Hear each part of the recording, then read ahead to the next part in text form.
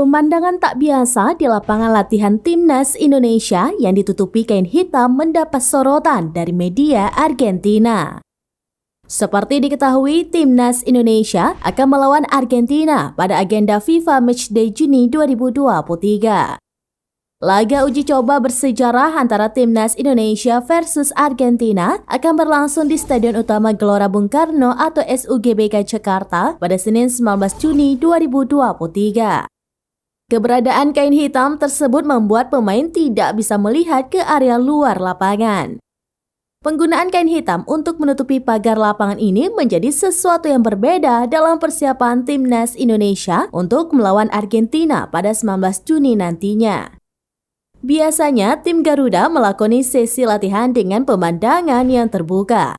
Dengan begitu, supporter atau penonton yang kebetulan hadir bisa melihat dari jauh aksi para pemain Timnas Indonesia saat berlatih. Selain ditutupi kain hitam, tempat latihan Timnas Indonesia juga dijaga oleh sejumlah pria berbadan kekar. Rupanya, potret latihan Timnas Indonesia yang ditutupi kain hitam tersebut langsung membuat media Argentina heran. Laporan media Argentina Ole menuliskan bahwa hal tersebut insolito alias tidak biasa.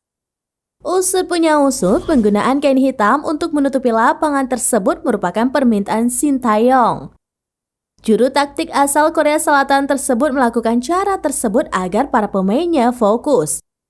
Pasalnya, lawan yang akan dihadapinya merupakan tim dengan peringkat nomor 1 di dunia.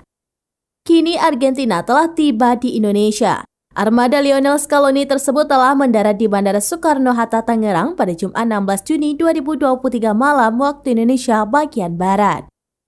Namun sayangnya Argentina dipastikan tidak akan turun dengan kekuatan terbaiknya saat melawan Timnas Indonesia. Pasalnya, jawara Piala Dunia 2022 itu tidak akan diperkuat 3 pemain andalanya, yaitu Lionel Messi. Selain Messi, Nicolas Otamendi dan Angel Di Maria juga turut absen ke Indonesia.